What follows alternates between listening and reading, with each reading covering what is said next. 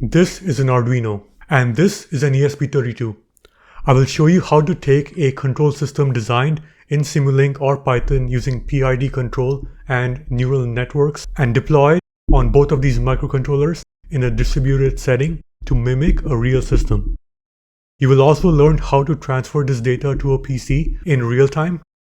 To take it one step further, you will also visualize this data using open source simulation tools of your choice. Let's start. We will be using the following setup. Both of the microcontrollers should have their TX and RX pins connected and vice versa. They should also have their ground sockets connected. And then lastly, both of them should be connected to the PC. When we upload our code, we will remove the TX and the RX connection and then attach it back just before the sim starts, and you will see how that's done. In this example, we will have two microcontrollers. In my case, I have the ESP32 and the Arduino, but you can use any microcontroller you want to. One will have the system and the other will have the controller. The reason why this is so important is that things in real life run at the same time. So imagine a self-driving car. Its autopilot, its sensors, and the car itself, they all operate concurrently. So it means that, you have to interact with them back and forth. And what we will do here is that the system will pass its output to the controller. The controller will then get this output, get the error, get the control signal, and then pass it back in the system, leveraging the serial communication to accomplish this. So my system here is a state space system. It's a linear time invariant. It can be any system you want to, but that's my dynamics over here. I have x dot equals ax plus bu, and then y dot, or just y, is equal to cx. I'm trying to control the pitch angle of an aircraft. I have the angle of attack, the pitch rate, and the pitch angle here as my states here. My input is the elevator angle, single input. This will keep running perpetually on my ESP32, as you can see in this loop over here. Then next, my control loop will run at the same time on the Arduino Uno. What it'll do is it'll take in my pitch angle y here. So that's my output there. It'll read this value of y. It'll find the error. And I'll be showing you two examples. One is a PID control, one is a neural network controller. And I'll be calculating my control input, passing it back to the system, and you will see how this U will update the system input there. And that's how the system will be influenced, right? Because it'll be changed by the controller to achieve some kind of angle. And my set point here is my pitch angle. I want it to achieve some value. So that's my control loop over here. The first thing I do is set parameters, and then I set my limits because I do have saturation here. I update the set point, update the reading, update the error. Then I have two ways to get my input. The first is my PID, the second is my neural network. And then send that controller command back. In my case, the U is equal to this pitch angle here. So that's my overall problem. So this is a generic framework for any problem. If you have some type of non-linear system and a non-linear controller, you can do the exact same thing. All you have to do is set up the system on one microcontroller and the control system or the control algorithm on the other one, right? So this is how you can achieve it. So in this case, you will have to perform a bunch of matrix operations. And I'm not using any built-in libraries. Everything is done in native C or C++. In my case, it is C++.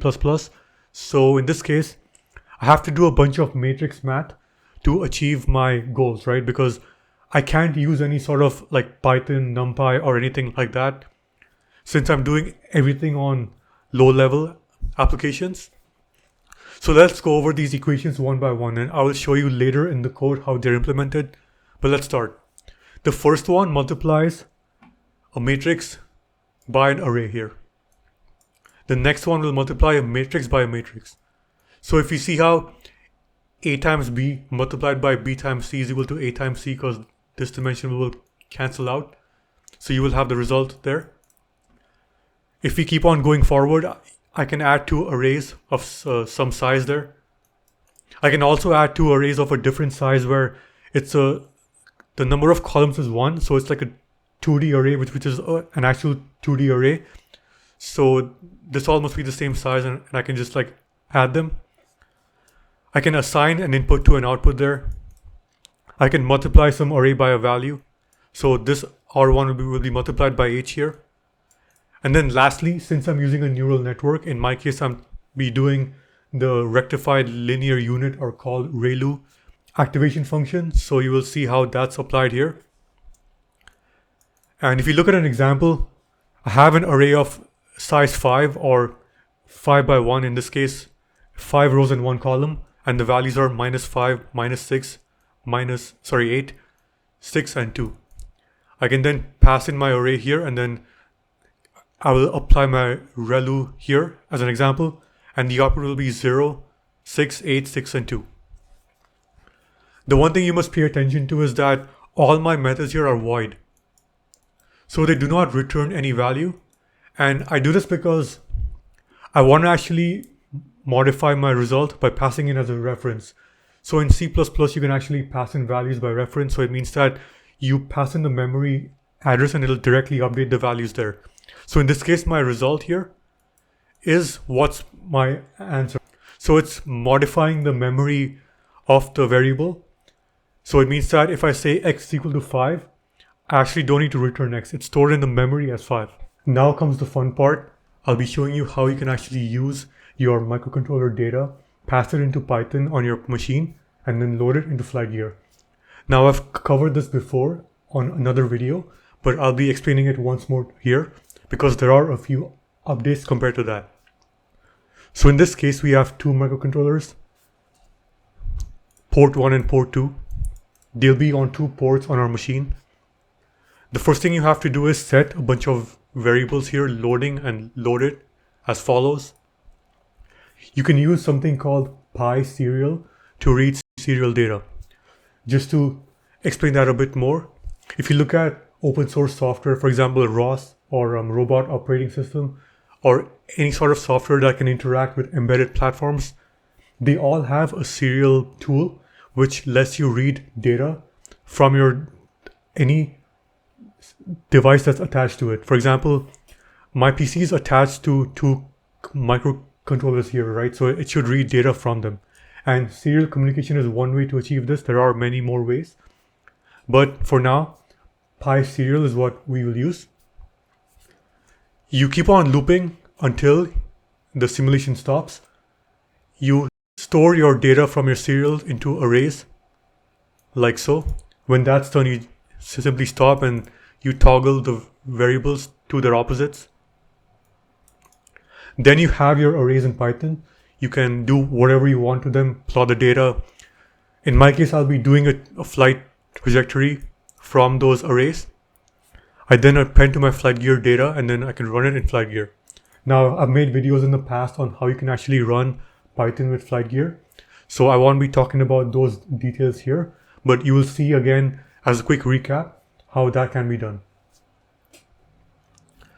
Now pay close attention, because the way you do this is very important, and there is a correct sequence to accomplish it.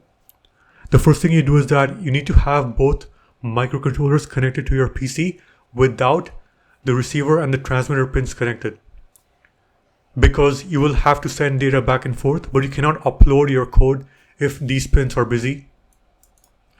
So they must be disconnected. You also can have Python and FlightGear open here because it saves time after. Okay, the next step is to upload your code to your first microcontroller, preferably the system one. Next is your controller. So in my case, my system is the ESP32 and the controller is my Arduino Uno here. When this uploads, you have some time. In my code, I've given you some time to connect the pins and to start the Python code, because this process runs at the same time as your Arduino and your ESP32. So they must initialize correctly and they must all be active before your simulation starts. And that's why before I actually start my control loop or my system loop, I have a time delay where you can set up everything, connect your pins, and then go from there. Okay, let's go over the code for the matrix math first. For my n by 1 matmul, I just multiply a matrix by an array. So all I do is fill this algorithm here. To add two arrays, you just add them in a loop. To assign, you just assign the values there. And to scale the array, I multiply my input by the scaling factor h. Now this is standard matrix math, so I won't be dwelling on the algorithms. You can even use ChatGPT for this, it's quite simple. It's just basic matrix operations. Moving on to my system. Okay, so this is very important here.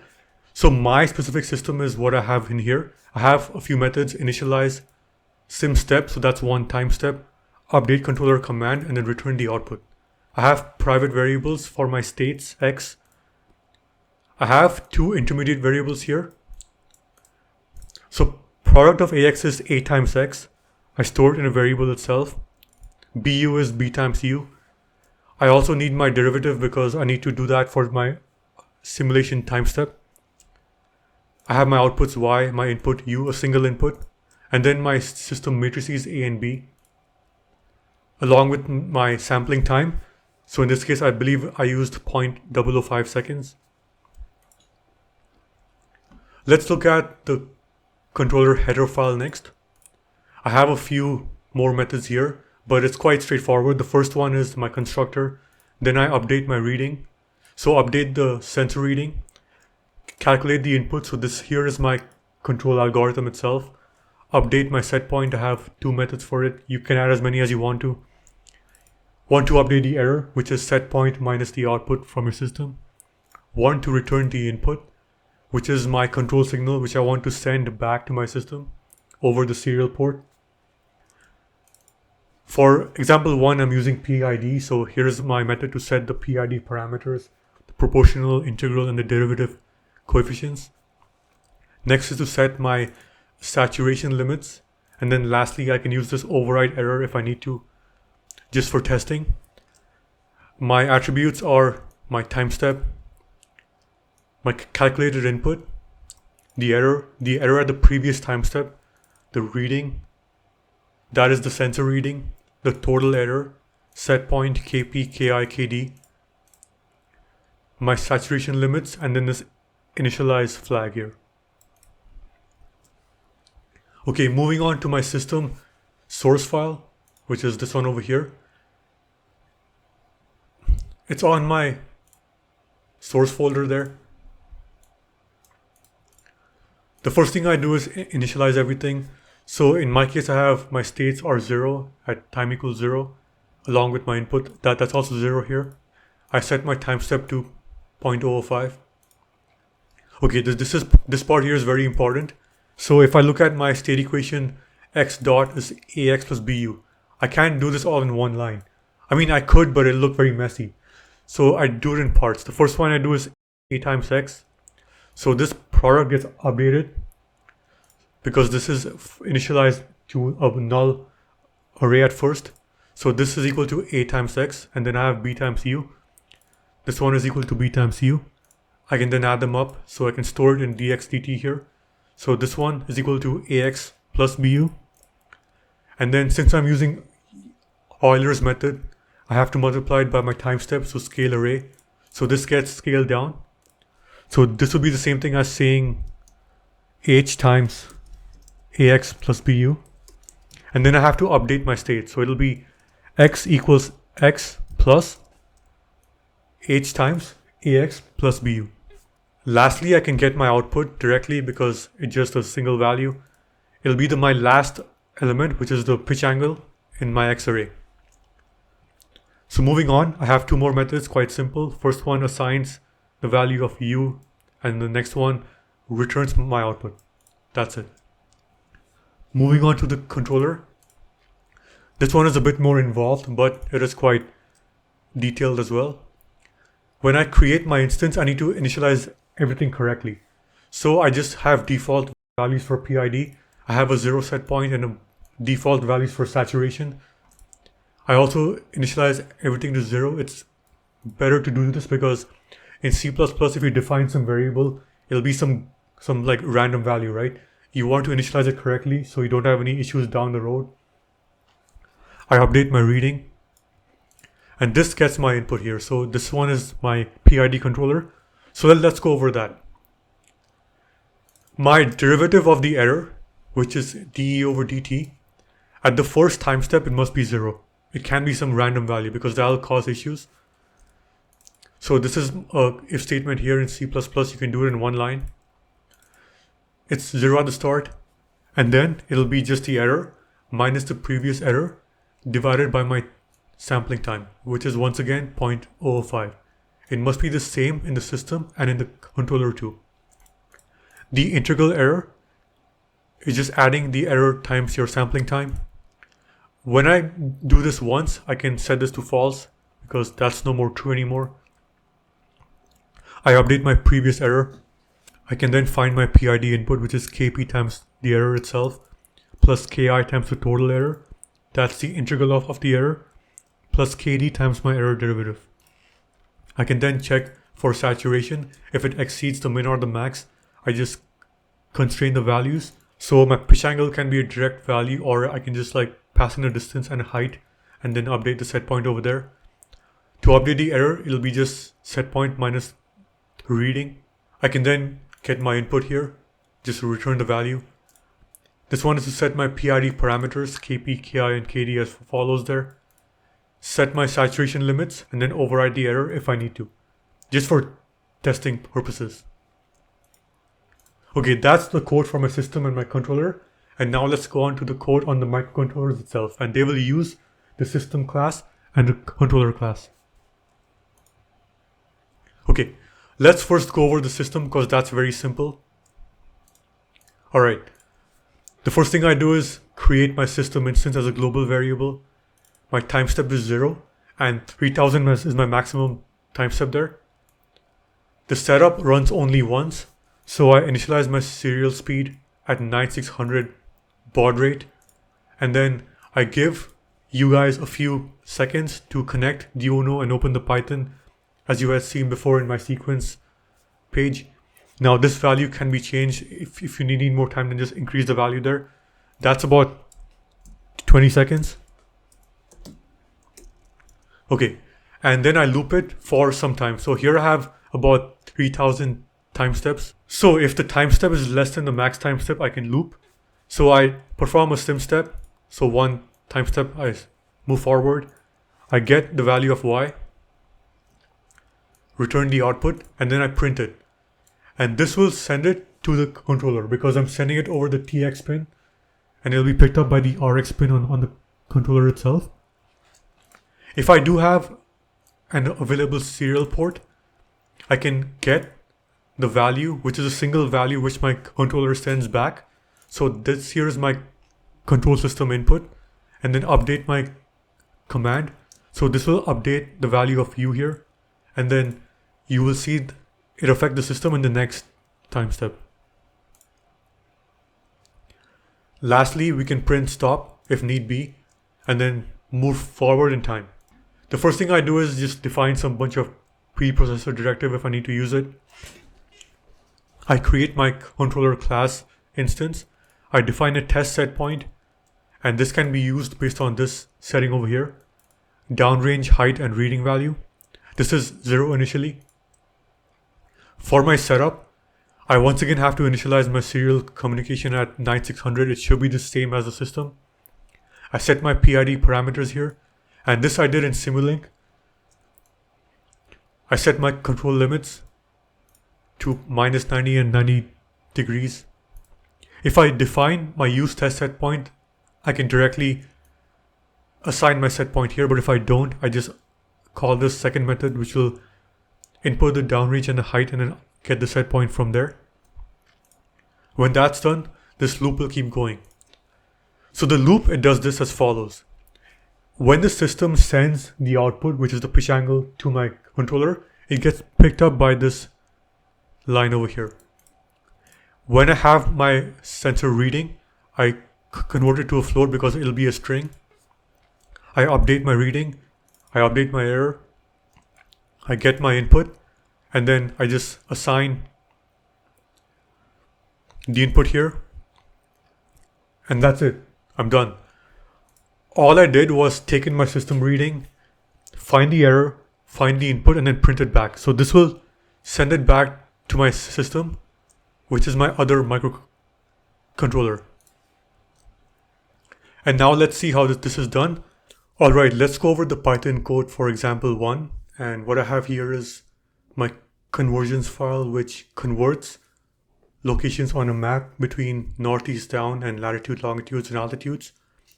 In my GNC course on Udemy, I've talked about this in detail, but I'll just go over it now in brief.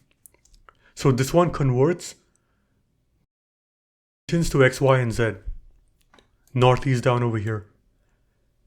So this is standard coordinate transformations.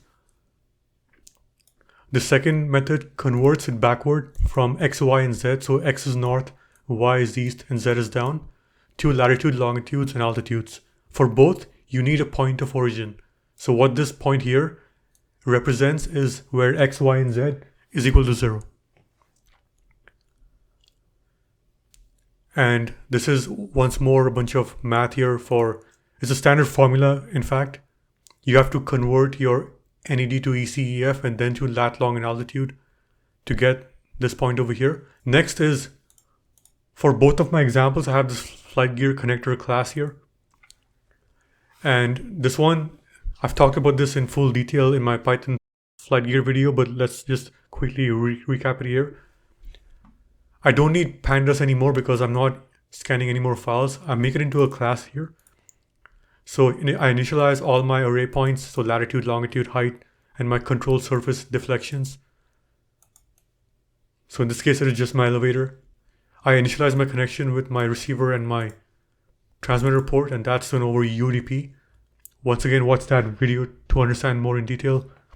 To load the inputs, I just load my inputs as follows here. I append to my array. I can take each point and append it. I can reset my inputs, so remove what's in this array here.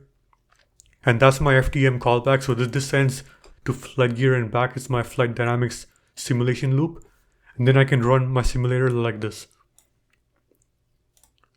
Okay, here is the example 1 Python script, which you should run at the same time as you do your system on your microcontroller. So let's go over this here. I need my FlightGear connector. I need my conversions. I need NumPy, a serial because that's PySerial, and then matplotlib. It's an optional thing. The first thing I do is, because I have two microcontrollers, my ESP and my Arduino, and they are connected to this serial port. And if you want to find this out, you can do so in Platform IO. You can find out which port is connected to your controller. You also have your serial baud rate, and I did use 9600 in my ESP and my Arduino, so it should be the same over here.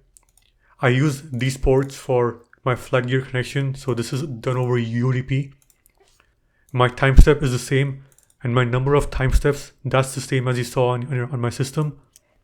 Okay, here is where you have some design choice, right? For me, so I stay in Toronto, so I just picked a runway at Toronto Airport and then just put that as my location. But this can be up to you. If you stay in like South Korea, pick like Incheon Airport or something like that.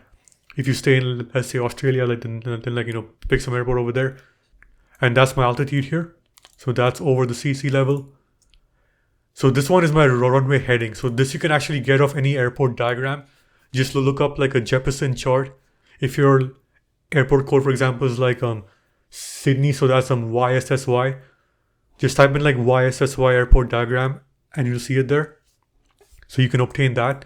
Set your downrange distance. So for me, it's about 2000 and about 500 meters high. So since I'm doing a landing run, for example 1, I have this downrange and this height. I then have empty arrays to store my values from the Arduino and the ESP32. And this here is my loop. So while it's loading, I read my serial ports. If I don't receive a stop, I will get my values and then store it in this state and the input arrays, which are initially zeros. So I just fill the arrays And this index is my time step. It'll step 1 each time. So it'll fill index 0, 1, 2, 3 until it's over.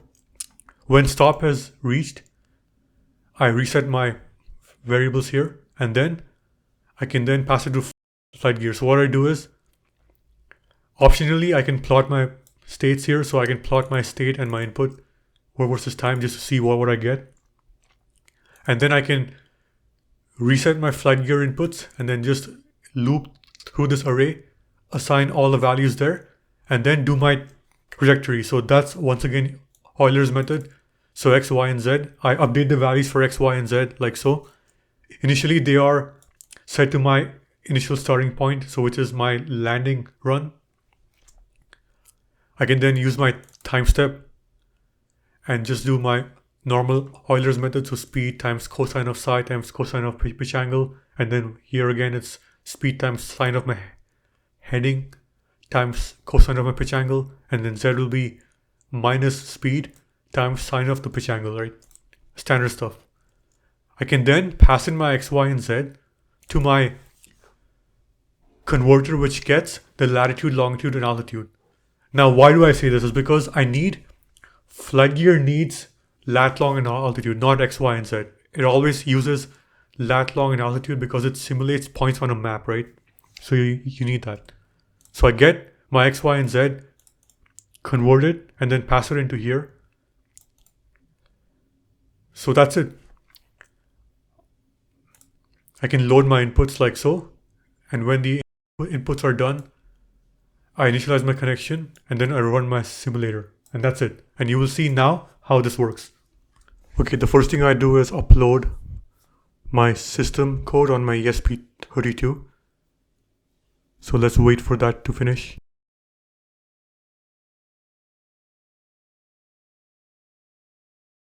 Then I upload my code on my Arduino Uno. Wait for that to finish as well. And now you have 20 seconds to connect your transmission and receiving lines. So connect the TX and the RX pins. When that's done, you should start your Python script and let that wait. So in this case, I don't have FlightGear open yet because I'm just doing a test to see if Python actually reads the values. And you can see that on the command window on the right-hand side bottom, the values do load. So it looks like Python is able to read the values from my controllers. And let's see what that looks like here. So it should finish in a bit. I just have 400 time steps for this example. All right, so we're done. And the symbol stop. So now I don't have FlightGear open, so it's giving that error. But let's look at the output that it receives. You see that the pitch angle is going from 0 to about 0.7, as that's what my set point was. Pretty good performance. And the deflection angle of the elevator is also there. Now is the fun part. I have FlightGear open here, and I'm also going to run Python from my command window or my terminal. So once again, I upload the code to both my controllers, my ESP and my Arduino. Wait for that to finish. Then connect your TX and RX pins once again. Then run this Python from your terminal. So you can actually run Python from the command window itself. You don't have to open your IDE. Alright, so now you just have to wait and the data is going to load there. So this will take a bit of time because you do have many time steps. And let's observe what we're seeing here. So we're seeing the index of the array being appended to. So now it's appending index 150 there. Now 175, and this will keep going. So we can see that FlightGear is not started yet because I do want to load the data before the sim starts. However, it is recommended to have FlightGear open and ready because you don't want to waste time after, right? Like you want everything to be open.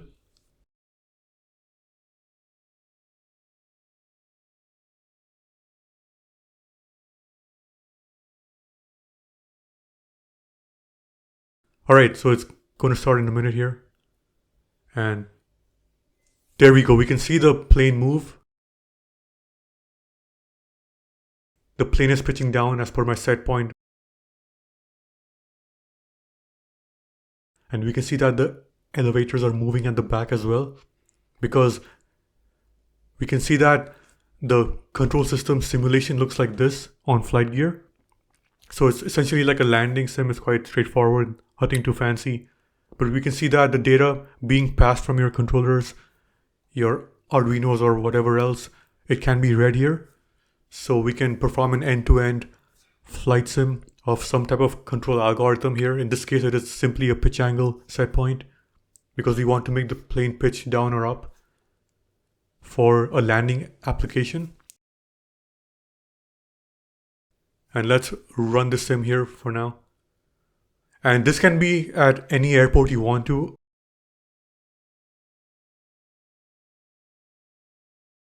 You can use FlightGear, you can download any map you want to and then use that airport. All you have to do is set the latitudes and longitudes accordingly in that Python file.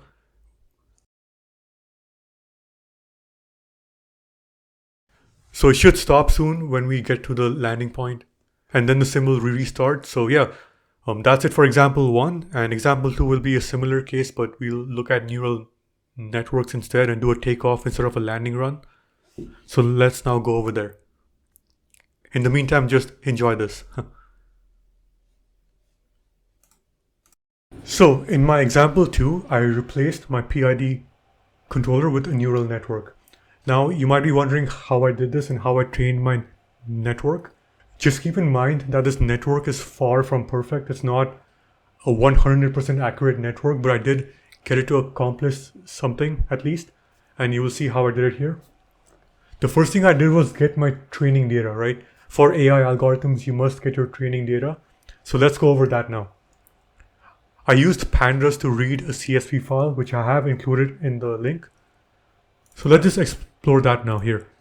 The first column is my error. It's not the set point, it's my error. It's the set point minus the input, which is my system output, the pitch angle. So this is my error here, and then this one is my unconstrained control output from my PID. If you look at this picture here, you will see exactly which signals I used, and then because you can actually output from MATLAB or Simulink to a text file, right? And that's what I did.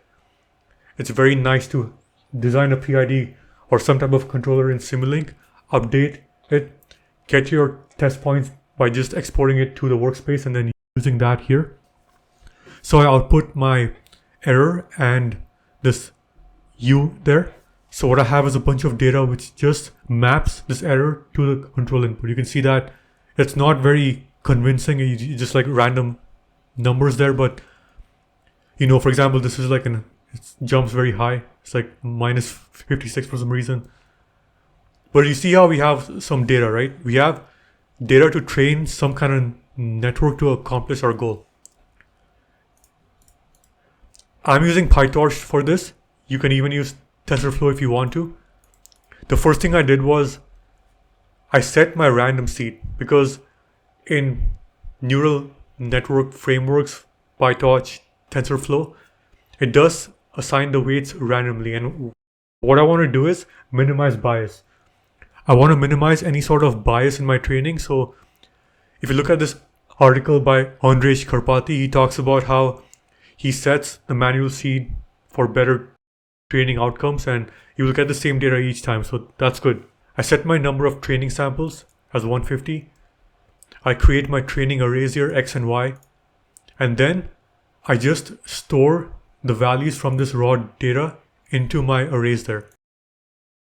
My neural network has two inputs, the error at the current time step and the error at the previous time step. And the output is my control signal U, which I must then saturate. This is my neural network, and you can quickly change this if you want to any network of your choice. I'm using ReLU activation because it's quite a good function for that. I have a linear layer, so that's my input. I apply my ReLU activation, make a second layer applied one more time, and then I have my last linear for the output, and that does not go through any activation. I then create a plot to plot my training data.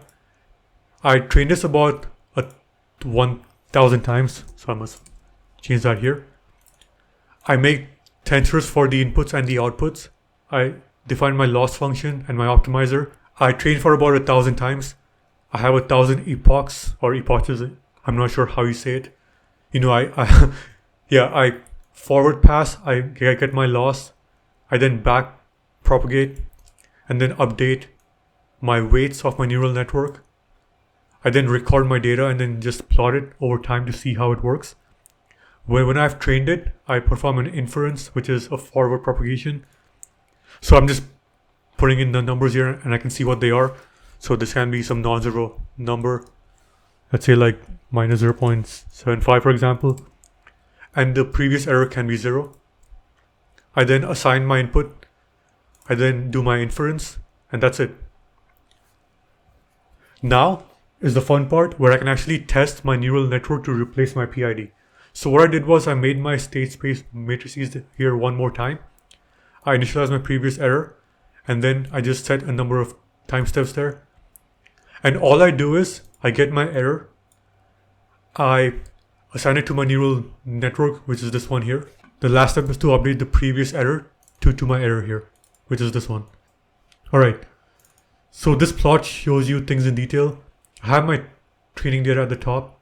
I then perform my training runs. You see how the loss goes down, so that's good. You want the loss to decrease over time, which means the network is actually doing something.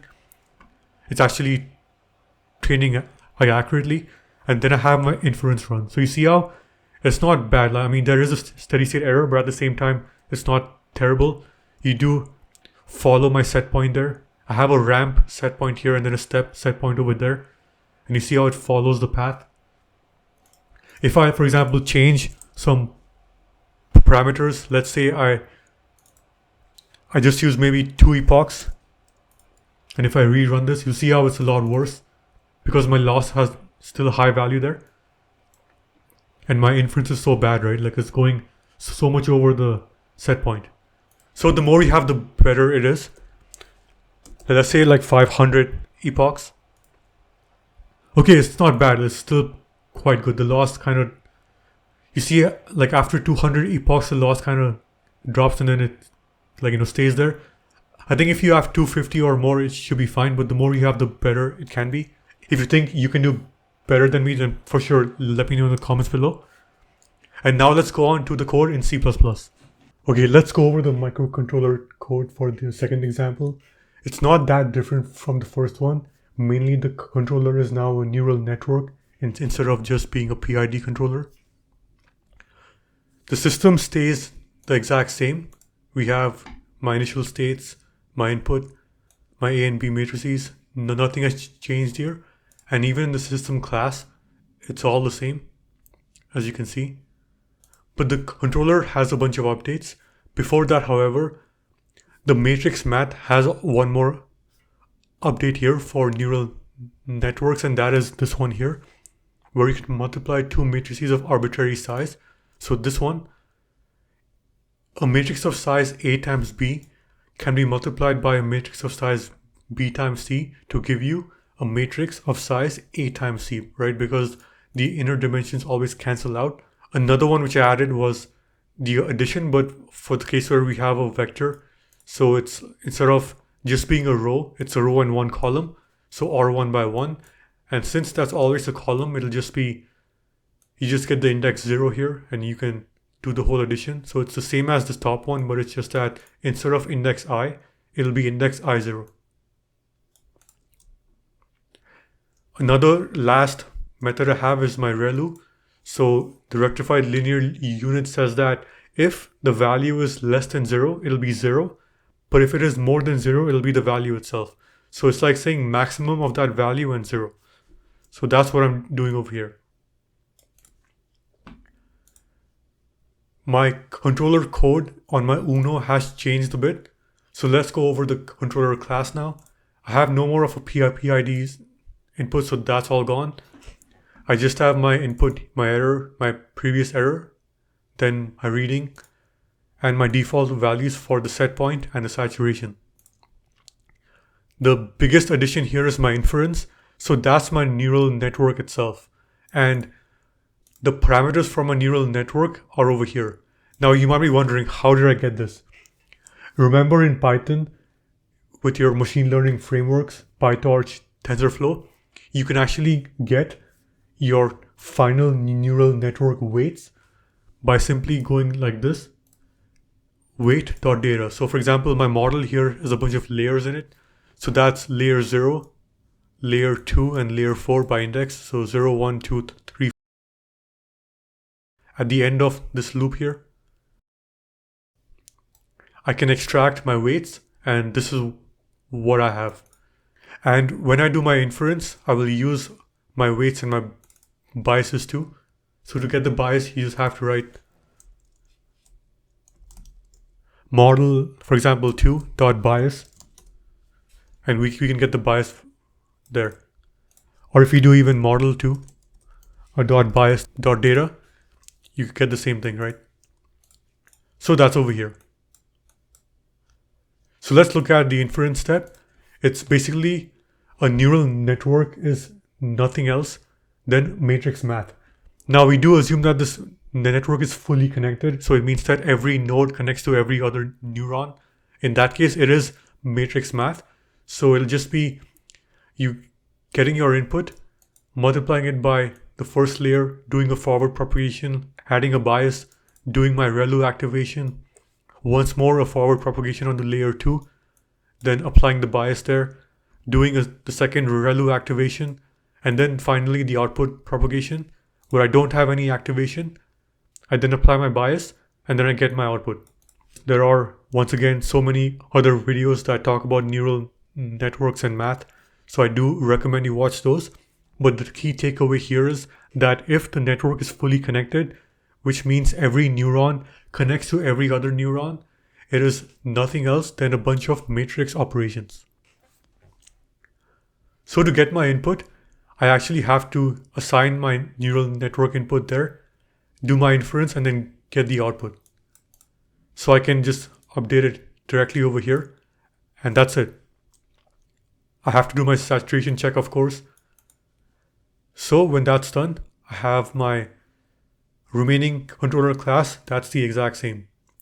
And moving on to my ESP32 system code, it's all the same exactly. And on the Uno itself, it's also the same. It's a bit different here. My set point has changed. I do a takeoff in this case where my pitch angle, which is my set point, goes up by some value because I'm doing like a ramp input. So it's just basically doing a takeoff here. And that's what I have. For example 2, it's the exact same, but instead of landing, I do a takeoff run. I have doubled my number of time steps. So instead of 3,000, it's 6,000. And this time I'm starting on the runway itself. So I had to adjust my altitude. And then my heading, it's a bit different here. This time I start at the point of origin. So my X, Y, and Z is 0. Or my Z will be the altitude here. And then my speed, because I'm doing a takeoff run. This part is the exact same.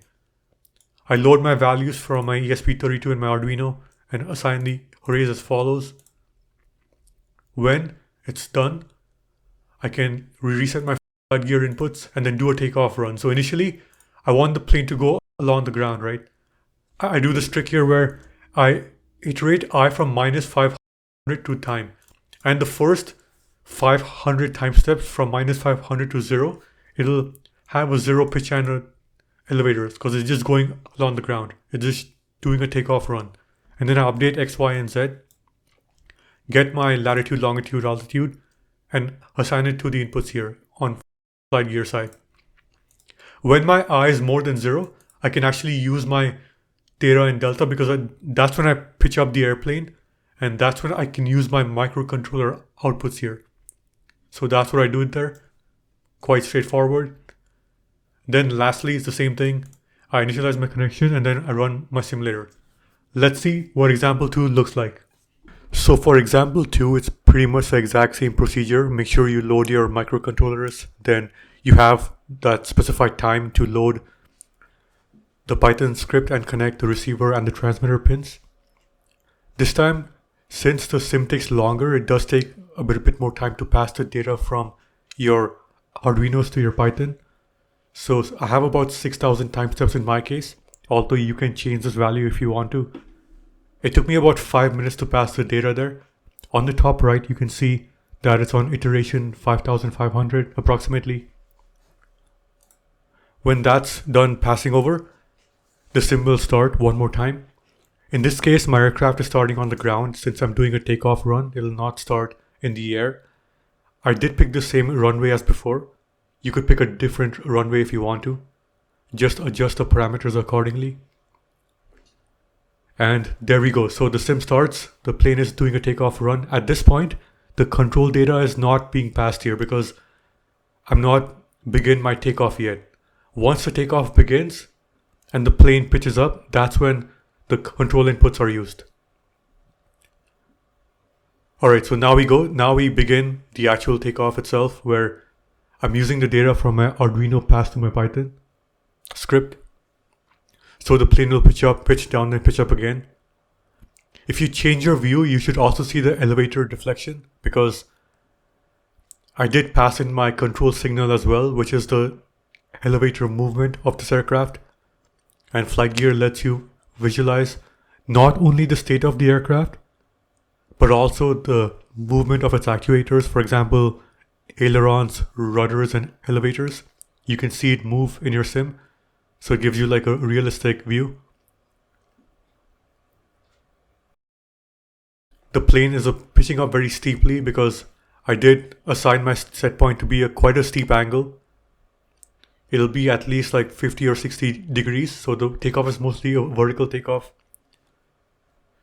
We can say that this is not the most realistic case for a commercial plane, but for military, it's quite possible to do this. This sim will take a bit longer since it is 6,000 time steps, which amounts to 30 seconds. You can see the elevator move there very gently. So we can see that overall the control system behavior is quite smooth. We don't see any sharp movements because in real life applications, you don't want your actuators or your system to respond in a haphazard way. You want things to move smoothly because of mechanical safety reasons. And we can see the behavior of it over here. Since the elevator is moving up and down smoothly, it means that it's not going to put a lot of pressure on the aircraft, and it should not stress out its mechanical systems. It's a bit more difficult to visualize this by just looking at a graph. You can make a lot more sense of it when you see it in action here. So this is pretty much example 2. It's just a longer simulation and a takeoff instead of a landing. But I hope you learned something from this example. You can extend this concept to any other type of control design as well. I've given you the building blocks and I've showed you step by step how you can test your controller on an embedded platform and then visualize it in FlightGear. My channel will now focus on embedded coding instead of just using MATLAB all the time, because you do have to eventually deploy your code on a real system. With that said, I hope you find this video interesting. If you have any questions, please leave it in the comments below. I did cover many topics, and the goal is to try and explain things in a clear way.